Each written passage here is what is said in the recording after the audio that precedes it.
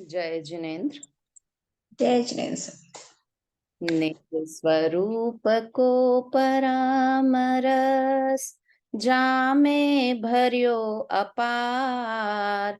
वंदो परमानंदमय, समय सार अविकार। कुंद कुंद मुनि चंद्रवर, अमृत चंद्र मुनीन। आत्मरसी बनारसी, वंदो पद अरविंद। पंडित बनारसी दास जी कृत नाटक समय सार ग्रंथ के साध्य साधक द्वार पर हम चर्चा कर रहे हैं और उसमें वास्तव में साधक जीव का वर्णन हम पढ़ रहे हैं। तो उससे ही रिलेटेड बात यहाँ चल रही है कि गुरु के उपदेश को जीव कैसे ग्रहण करता है। गुरु का उपदेश तो एक जैसे बरसात बरसती है, ऐसा एक जैसा सब तरफ सब जीवों के लिए होता है, किंतु उससे कोई क्या ग्रहण करता है और कोई जीव कुछ और ग्रहण करता है। तो ये उपदेश की कमी नहीं है, सुनने वाले की कमी और योग्यता है कि वो किस तरह से गुरु के उपदेश को, जिनवाणी की बात को ग्रहण करता है। हम भी यहाँ क्लास में इतने तरह के लोग बैठते हैं, तो सब अपनी अपने ज्ञान, अपनी अपनी योग्यता, अपनी अपनी रुचि के अनुसार चीज को ग्रहण करते हैं। समय उतना ही देते हैं, किंतु सबका ग्रहण करने का तरीका अलग अलग होता है ना। तो इसी संदर्भ में हमारी बात चल रही थी, गुरु के उपदेश के संदर्भ में। कल एक उदाहरण दिया था, वो क्या उदाहरण था? रेखा जी ध्यान है कौन सा उदाहरण कल हमने एक देखा था? सुनीता आंटी, कैसा कौन सा उदाहरण कल एक दिया था? ध्यान नहीं आ रहा है। हाँ, कल हमने जो एक उदाहरण देखा था कि कोई दो लोग नगर का रास्ता भूल गए हैं और कोई याद आ राहगीर गया। ने अपने नगर का रास्ता बताया। याद आ गया रेखा जी?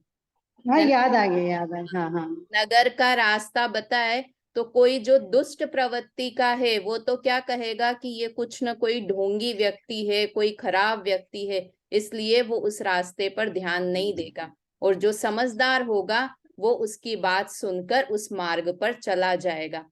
वैसे ही गुरु उपदेश देंगे, अपने अनुभव से उपदेश देंगे, और कोई जो समझदार होगा वो ग्रहण करेगा और उस मार्ग पर चल पड़ेगा, और कोई जो दुर्बुद्धि हो गया होगा वो उसे ग्रहण नहीं करेगा और संसार में भटकता ही रहेगा। इस तरह से कल एक उदाहरण था, यहाँ पुनः कहकर एक और उदाहरण दे रहे हैं कि गुरु के उपदेश को किस तरह से ग्रहण करते हैं। ये बहुत ही अच्छा उदाहरण है, एकदम हमको हृदय को छू जाए ऐसा उदाहरण है। देखिए, जैसे काहू जंगल में पावक सो समय पाई, अपने स्वभाव महा मेघ बरसतु है। आमल कषाय कटु तीखन मधुर खार, तेसो रस बाड़े जहाँ ते जैसो दुरखत दरखतु है। तेसे ज्ञानवंत नर ज्ञान को बखान करे, रस को उमाहू है न काहू पर खतु है।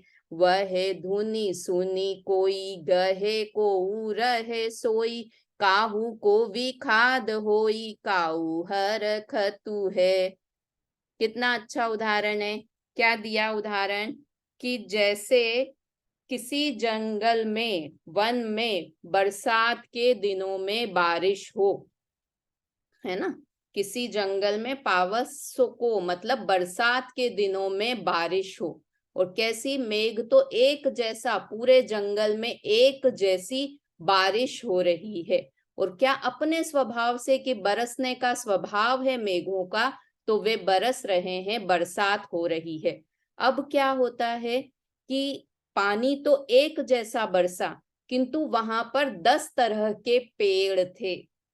तो वो पानी जब आमल, आमल का मतलब है खट्टे, नींबू के पेड़ में वो पानी गया तो वो पानी कैसा हो गया? खट्टा हो गया, है ना। कषाय मतलब कषायले पानी में गया तो वो कषायला हो गया। कड़वे पेड़ पर गया तो कटु हो गया, तीखे पेड़ पर, मिर्ची के पेड़ पर बरस गया तो वो पानी कैसा हो गया, तीखा हो गया, है ना। मधुर खार, मीठे पर गया, गन्ने के खेत लगे हुए थे उस पर भी पानी बरसा तो वो ही पानी मीठा हो गया, और खार मतलब समुद्र में गिर गया तो वही पानी खारा हो गया। जैसो रस बाड़े ताहा तेसो दर खतु है, कि जैसा वहां पर जैसा पेड़ था उस हिसाब से उस पेड़ ने ग्रहण किया। पानी तो एक जैसा था, किंतु जिस पेड़ जो जैसा पेड़ था उस पेड़ ने वैसा ग्रहण कर लिया। देखो ये अब यहाँ ये तो उदाहरण हुआ, समझ में आया, सरल ही उदाहरण है। तैसे ज्ञानवंत नर ज्ञान को बखान करे, वैसे ही ज्ञानी जीव अपने अनुभव से जो उन्होंने समझा, जो आत्मा का अनुभव उन्हें हुआ, उस हिसाब से अपने ज्ञान से वे उपदेश देते हैं। रस को हुमाऊ है न काहू पर कतु है, वे तो अपने अनुभव से, अपने रस से उत्साहित होकर, उमाहू है मतलब उत्साहित होकर, न काहू पर कथु है, किसी को देखते नहीं है कि सुनने वाला कौन बैठा है, रुचि वाला है या नहीं है, भव्य है अभव्य, वो तो सबको एक जैसा उपदेश देते हैं, भेदभाव नहीं करते हैं।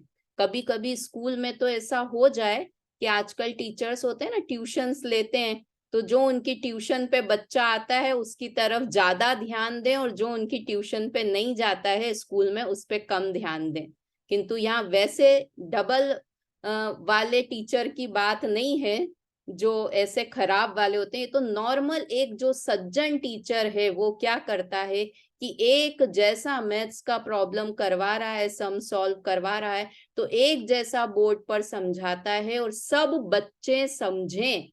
कोई समझदार है, कोई कम समझदार है, कोई तो 100 में से 100 मार्क्स लाता है, कोई 100 में से 30% ही लाता है, किंतु वो सबको एक जैसा समझाते हैं।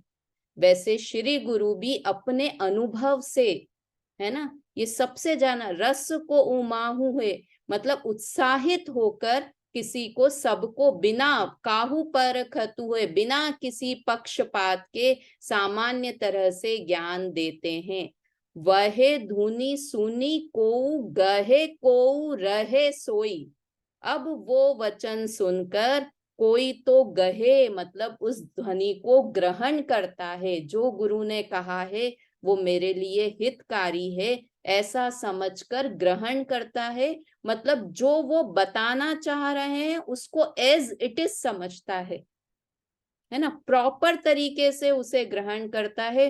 को रहे सोई, और कोई क्या करता है, ऊँगने लग जाता है, सो जाता है, दिन भर का थका थकाया प्राणी है कि ठीक है अब प्रवचन चल रहे हैं पर क्या करें, थकान भी तो है, तो कोई सो जाता है। काहू को विखाद होई को हर खतु है, किसी को तो विषाद होता है, विखाद होता है मतलब कि अरे ये कहाँ प्रवचन चल रहे हैं, सब लोग बैठे हैं, चलो घर ही चलते हैं, कुछ काम कर लेते हैं, कोई तो विषादित होता है। और को हर खतु है, और कोई प्रसन्न चित्त से जिनवाणी को सुनता है। यहाँ भी देखो दो तरह के, 4 तरह के जीव बताए ना यहाँ पर, कोई ग्रहण करता है, कोई सो जाता है, कोई दुखी होता है और कोई सुखी होता है। इन 4 को 2 हिस्सों में बांटें तो जो ग्रहण करता है और खुश होता है वो एक तरफ है, और कोई सो जाता है और कोई दुखी होता है, द्वेष करता है, वो दोनों एक तरफ है। इस तरह से 4 तरह के जीव बताए। अभी आगे इसके और भेद प्रभेद करने वाले हैं। चलिए अभी तो इसका अर्थ पढ़ते हैं, सरल ही था किंतु वास्तव में ऐसा होता है ना, हम भी देखें तो ऐसा होता ही है कि हम कभी कोई व्यक्ति कम ग्रहण करता है, कोई खुशी से ग्रहण करता है। अपने आप को इसमें देखने की कोशिश करना कि हम कहाँ हैं। दूसरों की परीक्षा करने मत बैठना कि हाँ वो तो प्रवचन में सोती ही सोती हैं, वो भाभी तो पक्की बात है प्रवचन में सोती हैं, और हाँ वो तो बहुत रुचि से सुनती है। अरे दूसरों को मत परखो, अपने को परखना है कि हम कहाँ खड़े हैं, हम इन चारों में से कौन से जीव हैं। आगे और अभी जीवों के वर्णन आएंगे। सुनीता आंटी पढ़िए अर्थ। जैसे किसी वन में बरसात के दिनों में अपने आप पानी बरसता है, तो खट्टा, कसाइला, कड़वा, चरपरा, मिष्ट, खारा जिस रस का वृक्ष होता है, वह पानी भी उसी रस रूप हो जाता है। उसी प्रकार ज्ञानी लोग ज्ञान के व्याख्यान में अपना अनुभव प्रकट करते हैं। पात्र अपात्र की परीक्षा नहीं करते। उस वाणी को सुनकर कोई तो ग्रहण करते हैं, कोई ऊँघते हैं, कोई विषाद करते हैं और कोई आनंदित होते हैं। देखो ये कितनी अच्छी लाइन लिखी कि ज्ञानी लोग ज्ञान के व्याख्यान में अपना अनुभव प्रकट करते हैं। ज्ञानी जीव की देशना कितनी अच्छी होती है, क्योंकि वो अनुभव की शाही से सब कुछ लिख डाला है ना। अपने अनुभव से जो बात कहेंगे उसका बहुत असर पड़ता है। जैसे कोई पिता हो, वो पुत्र को समझाए कि अरे तुम ऐसे बिजनेस किया करो, ऐसे बिजनेस किया करो, और वो पिता खुद बहुत बड़ा लॉस करके बैठा हो, है ना, बिजनेस में कभी सक्सेस नहीं हुआ हो, और ध्यान से कभी बिजनेस सक्सेस नहीं हुआ वो भी ठीक, किंतु कभी उसने ध्यान से बिजनेस किया ही नहीं हो, वो अगर उपदेश देगा तो वो बच्चा कुछ ग्रहण करेगा कि पापा पहले आप तो टाइम पे ऑफिस चले जाओ, उसके बाद मुझे उपदेश देना। और अगर वही व्यक्ति अपने अनुभव से कि देखो मैंने ऐसा लॉस किया, फिर मैंने ऐसे मेहनत की तो ऐसा प्रॉफिट हुआ, और तुम भी इस तरह से बिजनेस करो, तो उसकी बात उस बच्चे को लगेगी कि हाँ पिताजी इतनी मेहनत करते हैं और वो अपने एक्सपीरियंस से वो बात बता रहे हैं, अनुभव से मतलब अपने एक्सपीरियंस से ये बात बता रहे हैं। तो ऐसे ज्ञानी गुरु की हम कैसे, तुम जैसे ही पहले अज्ञानी थे, फिर हमने जिनवाणी की बात सुनी, ऐसा आत्मा है, आत्मा हमारे अनुभव में आता है, आत्म वस्तु ऐसी ही है, तुम अनुभव करोगे तो तुम भी अनुभवी सम्यक दृष्टि हो जाओगे। जब वो इस तरह अपने अनुभव से बात करते हैं तो जीवों के लिए कल्याणमयी वो बात होती है। चलिए भावार्थ बेला भाभी भावार्थ पढ़िए।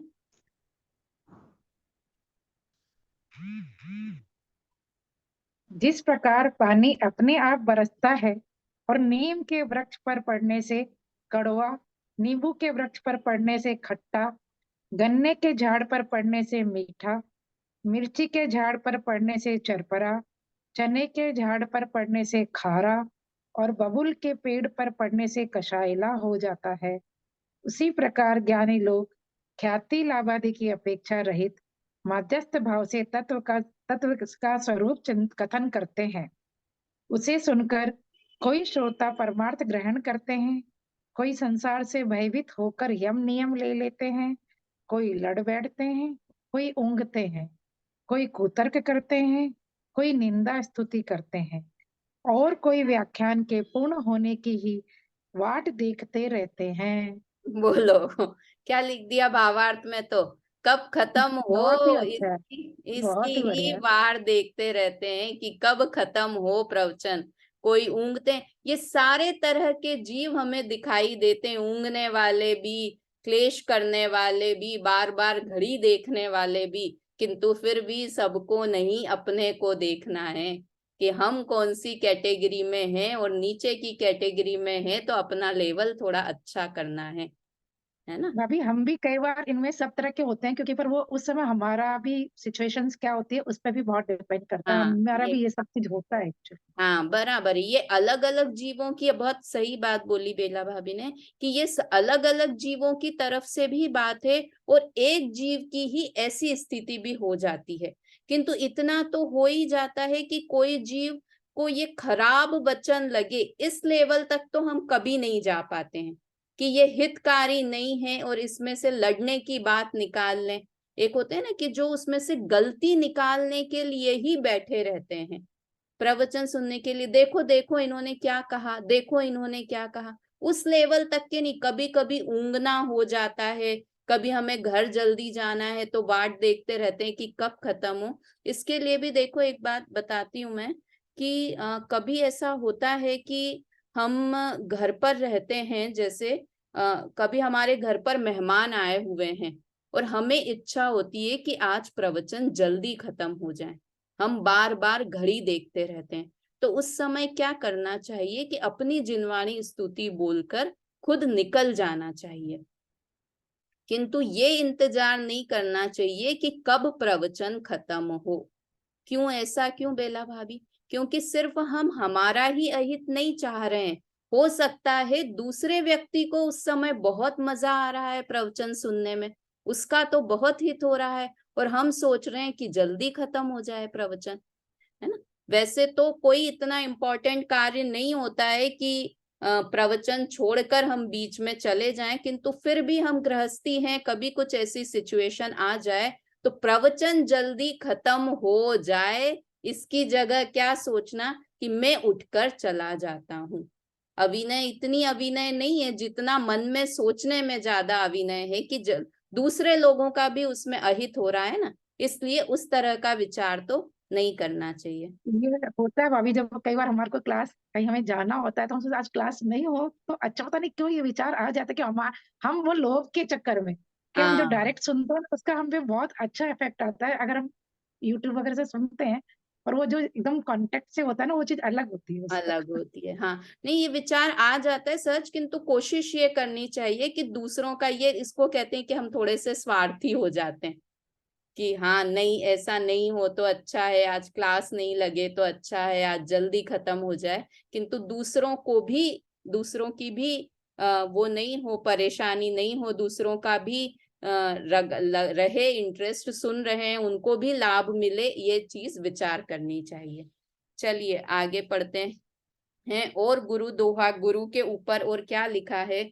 गुरु उपदेश कहा करे, दुराराध्य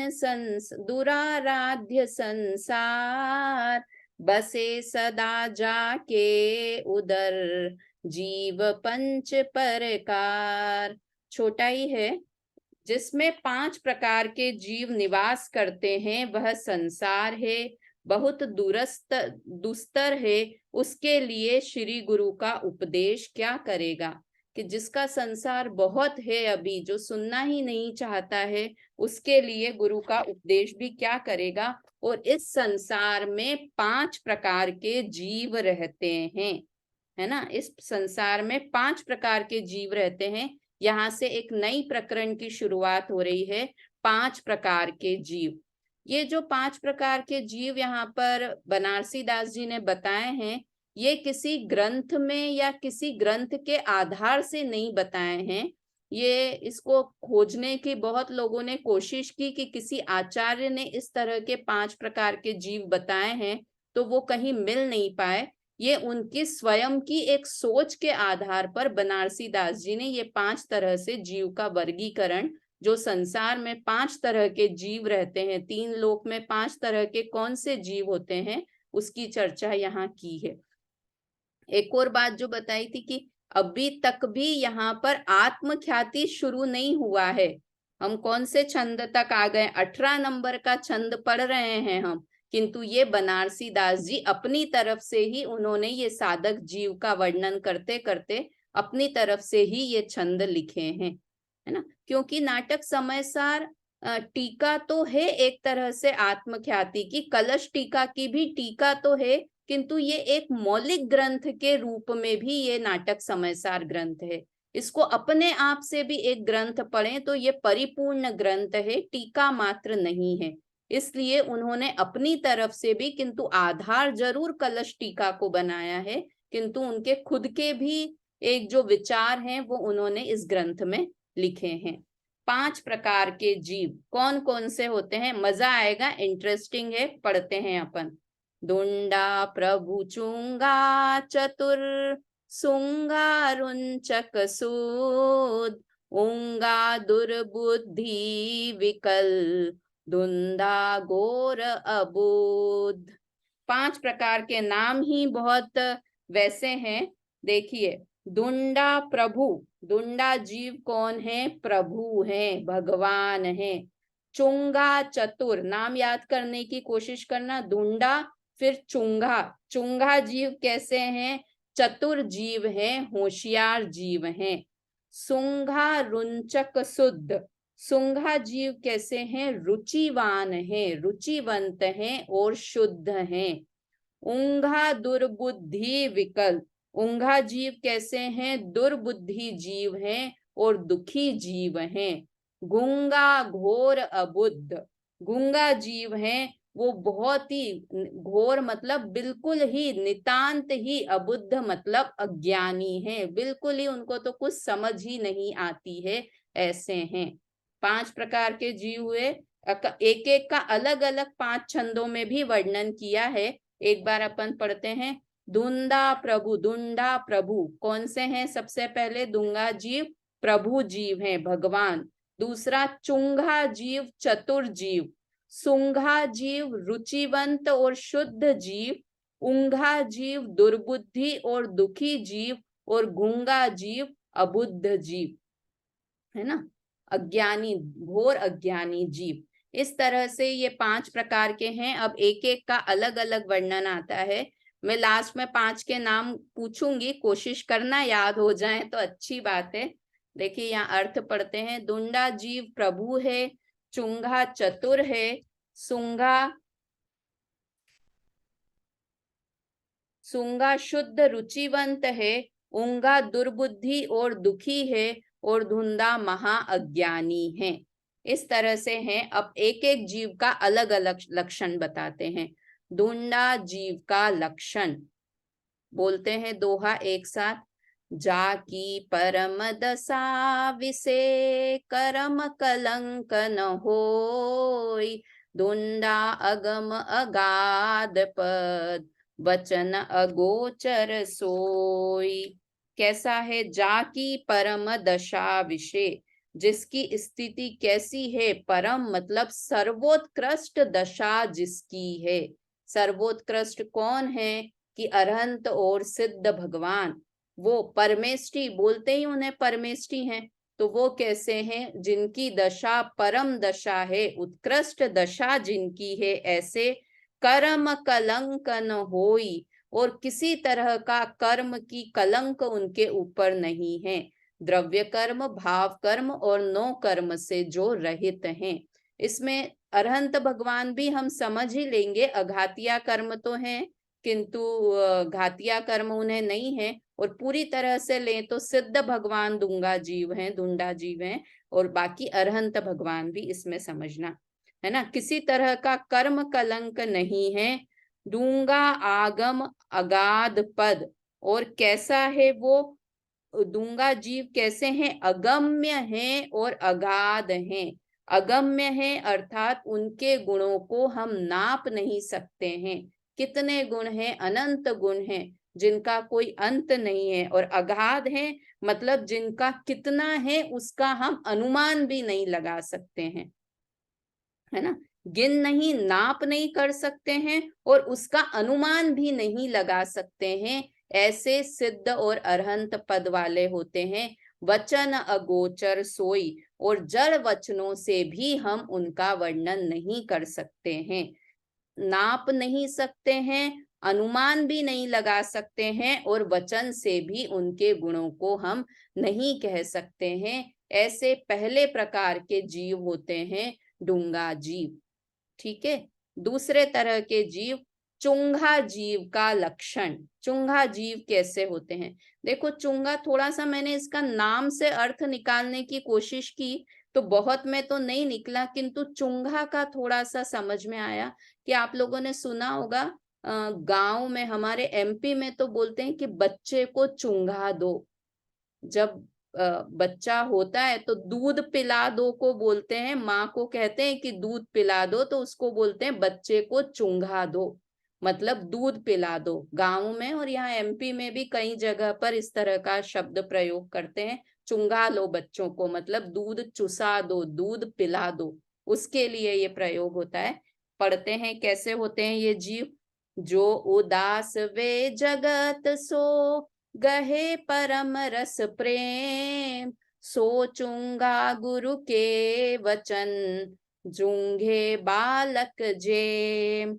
जो उदास है जगत सो, कैसे हैं? कि जो जगत से उदास रहते हैं, ये साधक जीव का वर्णन। जो जगत से उदास रहते हैं, गहे परम रस प्रेम, और अपने आत्मा से, अपने उत्कृष्ट पदार्थ जो आत्मा है उससे प्रेम करते हैं या आत्मानुभव करने का पुरुषार्थ करते हैं, जगत से उदास रहते हैं, सो चुंगा गुरु के वचन चुंगे बालक जेम। और वो गुरु के वचन को ऐसे चुंगते हैं, ऐसे चातक की तरह इतने प्रेम से गुरु के वचन को सुनते हैं, जिस तरह से बालक माँ के दूध को चूंगता है। सब एक्सपीरियंस्ड है। कितना सबसे ज्यादा छोटा बच्चा, 6 महीने तक का बच्चा सबसे ज्यादा खुश कब होता है? जब माँ का दूध पीता है। हाथ पैर सब खुशी से, सब अपने अपने टाइम के एक्सपीरियंस से सबको पता है कितना खुश होता है, पैर चलाता रहता है, हाथ चलाता रहता है, कभी कभी मुंह निकाल के माँ की तरफ देखकर हंसता है, खुश होता है कि मैं सबसे अच्छा काम कर रहा हूँ, सबसे ज्यादा खुश होता है। वैसे ही ये जीव हैं, ये गुरु के वचन को सुनकर अंदर से उत्साहित होते हैं, है ना। और वो बच्चा जो इतना प्रेम से बोलते हैं ना, देखो कि माँ का दूध बच्चे के लिए सबसे ज्यादा पौष्टिक होता है, सबसे ज्यादा उस बच्चे को डेवलप करता है। क्यों करता है? क्योंकि वो रुचि पूर्वक माँ का दूध पीता है। बॉटल से पिलाते हैं, कटोरी चम्मच से तो मुंह पकड़ पकड़ के पैर में फंसा फंसा के पिलाना पड़ता है, और माँ का दूध रुचि पूर्वक ग्रहण करता है। वैसे ही जो ये चुंगा जीव हैं, वो रुचि पूर्वक गुरु की वाणी को सुनते हैं, इसलिए उन्हें वो फायदा भी करती है, पूरा आत्मसात कर लेते हैं। जैसे बच्चा एक एक बूंद दूध की ग्रहण करता है, वैसे ही ये जीव गुरु के वचन, जिनवाणी के वचन, एक एक बूंद, अरे मेरा कुछ छूट नहीं जाए, एक एक बूंद को आत्मसात करते हैं, अनुभव से उसको स्पष्ट करते हैं, अनुभव से उसको पूरी तरह से ग्रहण करते हैं। इस तरह के चुंगा जीव होते हैं। पढ़िए इसका अर्थ, ऊपर वाले का भी अर्थ अपन ने पढ़ लिया था क्या? पढ़ दीजिए इसका भी अर्थ। रेखा जी पढ़िए 19 और 20 नंबर दोनों का अर्थ। आरती जी पढ़िए, आप पढ़िए।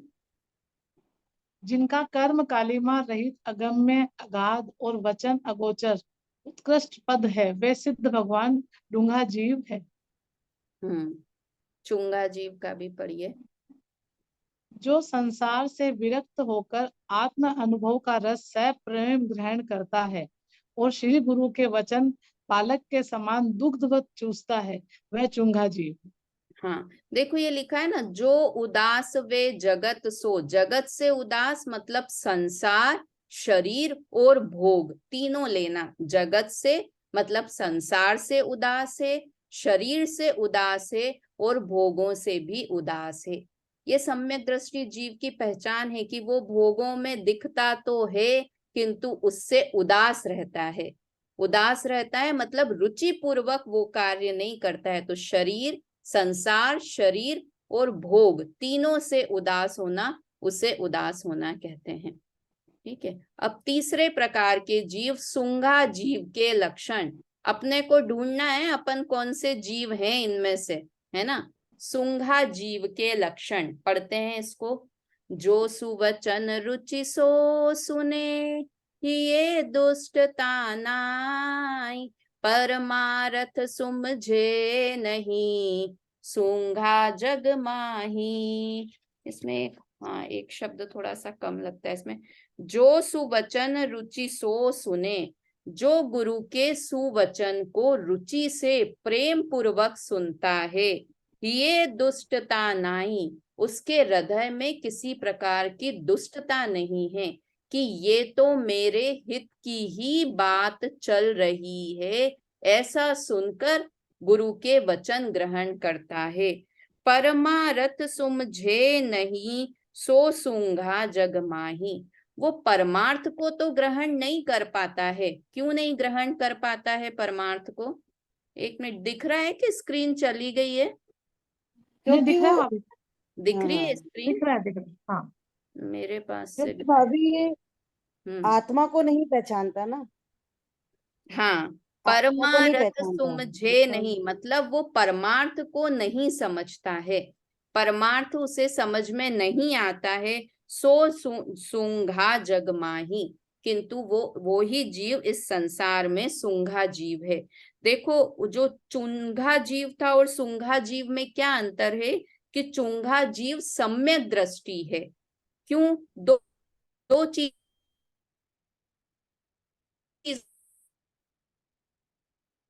चीजों से समझ आए। दूसरा, वो आत्मसात कर उस बात को आत्मसात कर रहा है, अर्थात वो गुरु के वचन के भावार्थ को भी समझ रहा है, भावार्थ को ग्रहण कर रहा है। और ये जो जीव है, सूंघा जीव है, ये कैसा है कि गुरु के वचन सुन रहा है, ऐसा समझ के सुन रहा है कि इसमें तो मेरा ही हित भाषित होता है, किंतु फिर भी आत्मा को नहीं पकड़ पा रहा है। अर्थ तो ग्रहण कर पा रहा है, किंतु उसके भावार्थ तक वो नहीं पहुंच पा रहा है। इस तरह से थोड़ा सा अंतर इन दोनों जीवों में है। एक मिनट, मेरी स्क्रीन गायब हो गई।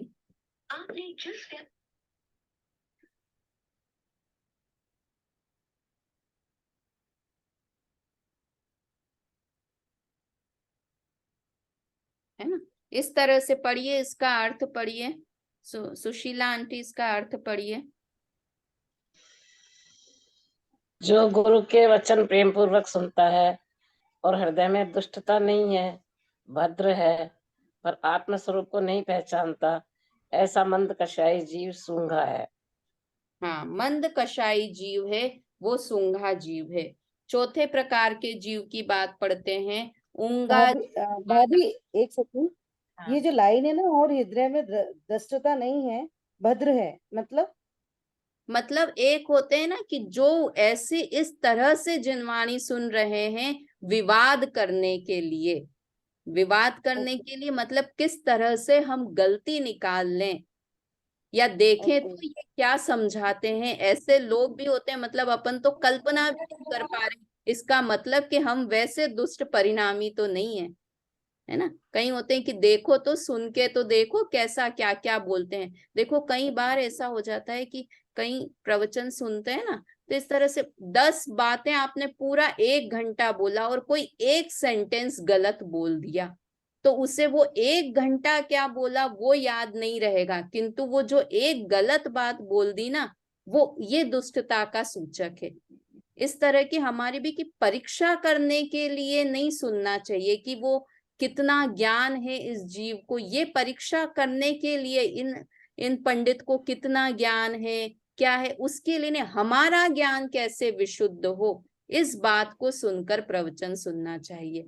दुष्टता नहीं है इस जीव के हृदय में, ऐसा सूंघा जीव है। अगला जीव है ऊंघा जीव। ये भी थोड़ा सा नाम से समझ में आता है। ऊंघा मतलब ऊंघना, सो जाता है ना। कैसा है? जाको हित लगे आगम अंग अनीस, सो ऊंघा विषयी विकल दुष्ट रुष्ट पापीस। कैसा है? जिसका हृदय विकथा में लगता है। कौन सी 4 तरह की विकथाएं? राजकथा, राष्ट्र कथा, भोजन कथा, स्त्री कथा। हो गई 4 विकथाएं। चोर कथा, स्त्री कथा, राज्य कथा और भोजन कथा।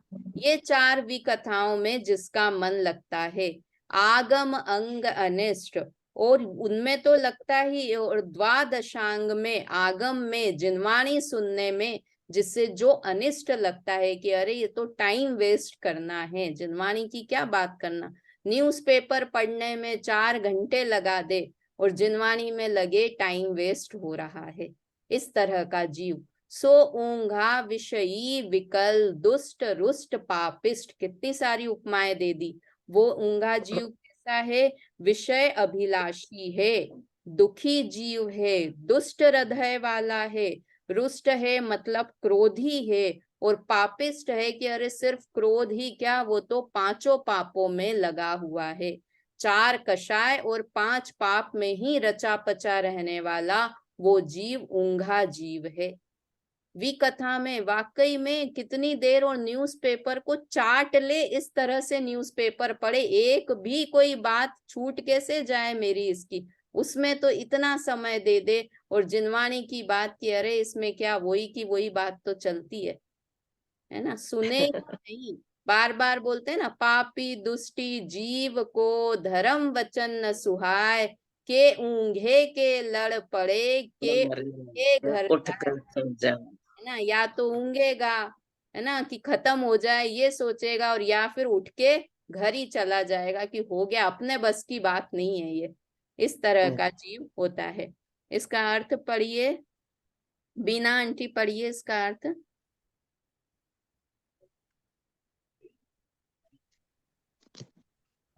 सब सत्य शास्त्र का उपदेश और अभिन्न और भी कथाएं प्रिय लगती है, तथा विषय अभिलाषी, द्वेषी, क्रोधी और अधर्मी जीव ऊंघा है। हाँ, ऐसा ऊंघा जीव है। अब अंतिम तरह का जीव धुंधा जीव का लक्षण, ये कैसे होता है धुंधा जीव? ये बहुत बनारसी दास जी ये 5 तरह के जीव जब बताए ना, उससे भी बहुत फेमस हुआ नाटक बना, ये नाटक समय सा। कई लोग बताते हैं इसको प्रवचन में भी कि बनारसी दास जी ने 5 तरह के जीव बताए हैं।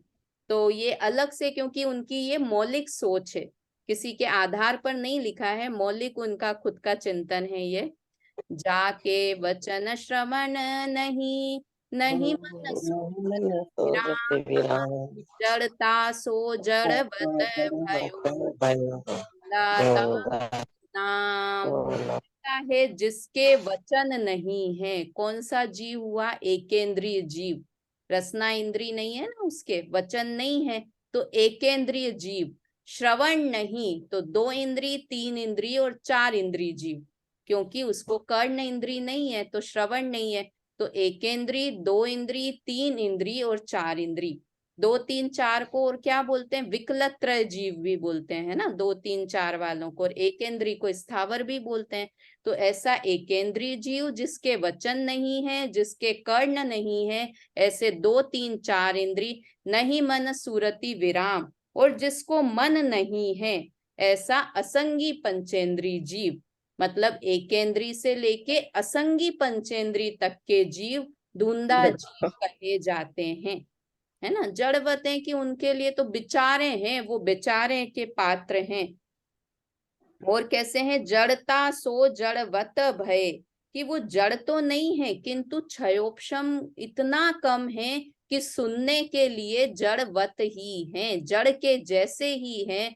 धुंधाता को नाम, ऐसे जीव धुंधा जीव कहे जाते हैं। पढ़िए इसका अर्थ, मम्मी पढ़ो इसका अर्थ।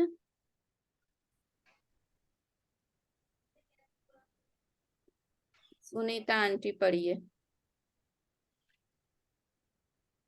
वचन रहित अर्थात एक इंद्रिय, स्वरण रहित अर्थात द्वि त्रि चतुरिंद्रिय, मन रहित अर्थात आसंगी पंचेंद्रिय, और अवृत्ति अज्ञानी जीव जो ज्ञानावर्णी कर्म के तीव्र उदय से जड़ हो रहा है वह धुंधा है। हाँ, यहाँ पर एक और तरह का इन्होंने लिखा जो हमने अर्थ में नहीं देखा, कि ज्ञानावर्णी का तीव्र उदय जिसे है, ऐसा जीव सूंघा धुंधा जीव है। ठीक है, इस तरह से 4 प्रकार के जीवों के नाम कौन बता सकता है? बेला भाभी नाम बताएं 5 प्रकार के जीव। डूंगा, सूंगा, चुंगा, ऊंगा और धुंगा। हाँ बोलिए, बीना आंटी बोलिए।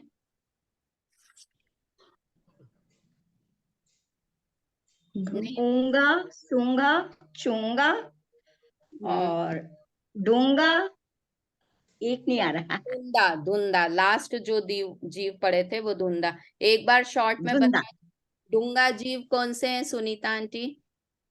अनंत भगवान को बताया है। अनंत और सिद्ध भगवान। चुंगा जीव हाँ। कौन से हैं बेला भाभी? सम्यक दृष्टि जी। हाँ, जो चतुर है, सम्यक दृष्टि जीव हैं। सुंगा जीव सुशीला आंटी? मूर्ख। नहीं, मूर्ख नहीं, रुचिवंत है।